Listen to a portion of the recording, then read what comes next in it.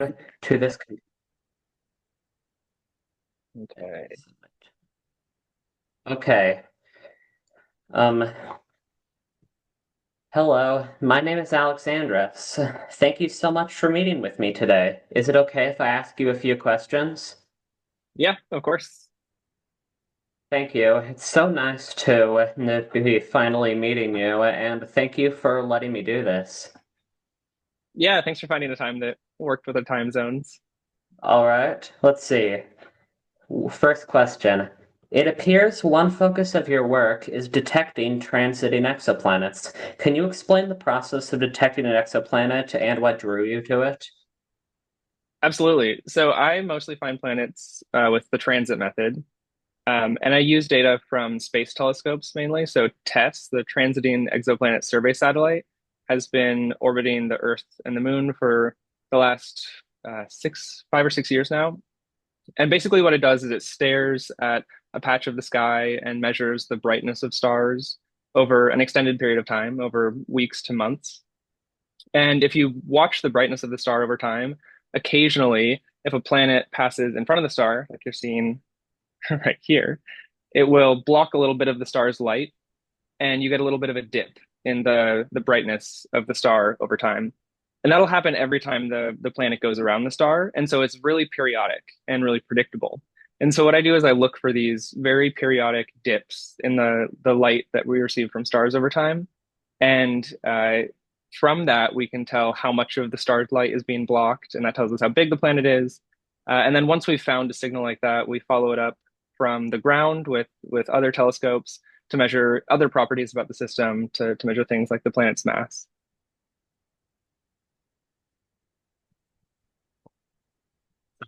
It's with you. Sorry, could you repeat the question? The audio cut out a little bit. That's really interesting. I didn't know any of that before I signed up to talk with you. Cool. Also, what drew you towards this line of research?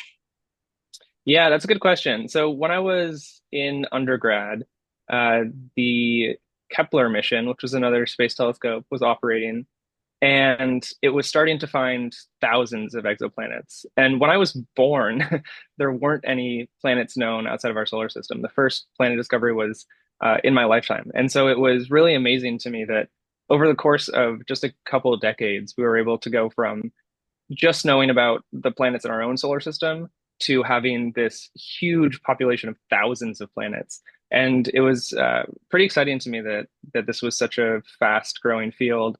And so I started working as an undergrad on this type of research and looking for planets of my own.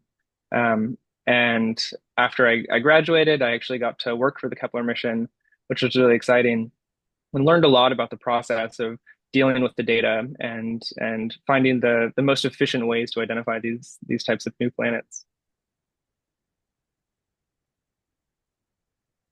I think solar system. It was really cool. Yeah, it's pretty exciting. Okay, let's see. What do you feel is your most significant research accomplishment? Yeah, so I mostly look for planets around old stars. So stars that have started to kind of run out of fuel in their cores and are evolving. So things that we call subgiants or red giant stars. And there aren't very many planets known around this type of star. And it's it's a big open question in exoplanet science right now. What happens to planets as their stars start to die? And we don't really know when planets are kind of destroyed, how likely they are to kind of survive until the final stages of stellar evolution. And so what I've done during my thesis is found quite a few more of these planets around subgiants and red giants. Um, and I've kind of developed new methods to find these types of planets, which are pretty challenging to find.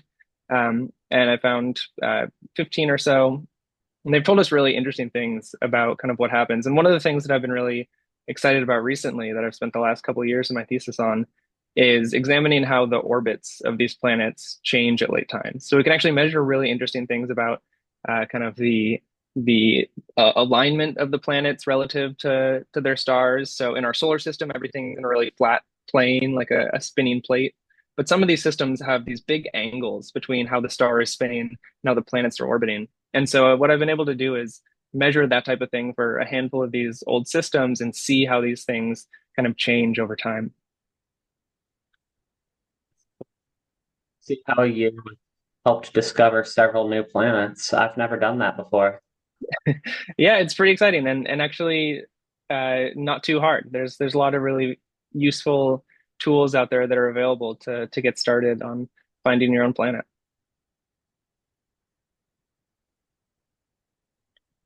It's a good example of a tool I could use. One that is really user friendly is called Light Curve with a K. So it's light and then curve with a K and no space in between.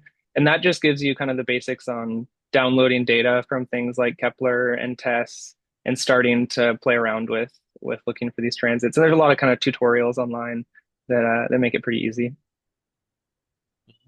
Let's see. And the next question.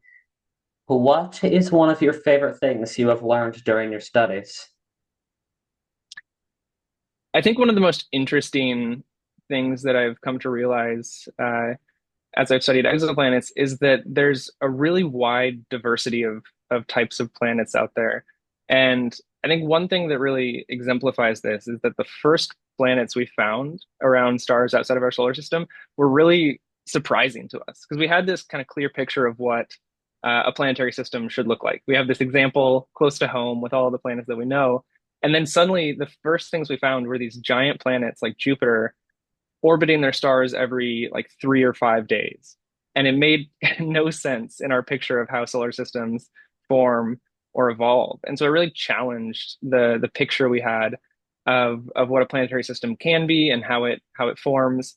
And these types of planets are actually pretty rare, but they've revealed a lot of really interesting things about kind of the dynamics of planetary systems. And these are called hot Jupiters, these giant planets on short periods. And so that's been one of the kind of most interesting things to me is kind of trying to understand how these types of planetary systems that are so foreign compared to what we're used to in our own solar system uh, exist, how they end up the way they are.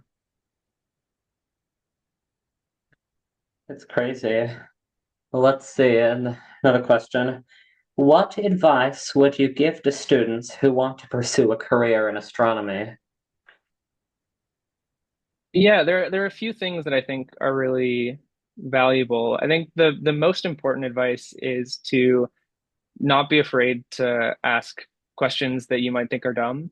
Uh, there are there's such a wide variety of topics in astronomy, and all of the kind of experts in the field have spent decades in their tiny little corner. And so just being willing to kind of put yourself out there and say, I don't know this thing, and I'd like to learn more about it, can be really scary, but can open the door to really interesting conversations.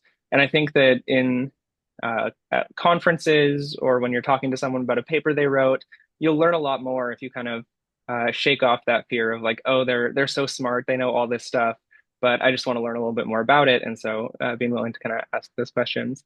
And then yeah, just being able to kind of talk to people and going to conferences is an amazing way to learn stuff in astronomy and getting to know people. And then also a little more practically, a lot of astronomy ends up being programming because we're dealing with all of this big data stuff. And so just getting comfortable working with like Python coding early on can really give you an advantage and kind of remove some of the barriers to starting astronomy research. Would love to learn how to code someday. I think it would be fun to create video games. Yeah, that's something that I've played around with a little bit, and it's another cool kind of application of some of the tools. And that's a fun way to kind of learn the principles of programming in a way that's not quite as boring in some ways because you get to play around with the video game you make afterwards. To get the video game. Finally, this one is kind of a little off topic, but what would you say is your favorite movie of all time? Oh, I love that you asked this question because I spend a lot of my time watching movies. I actually went to film school before I started my PhD, so I can talk Really? about this for for a really long time.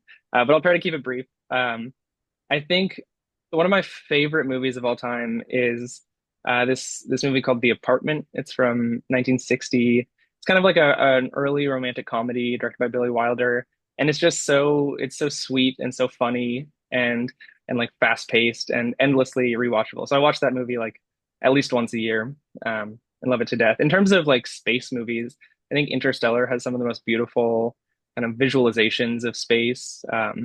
And there's so many interesting sci-fi movies out there too. So yeah, I think it's also really important when you're doing something like astronomy, kind of have other interests that balance out your left brain and right brain. So that's been the thing that I've really latched onto. Enjoy video games. Let's see. That's all the time we have. Thank you for meeting with me. Yeah, thank you so much for asking me to chat. It was great. I'm gonna stop the recording.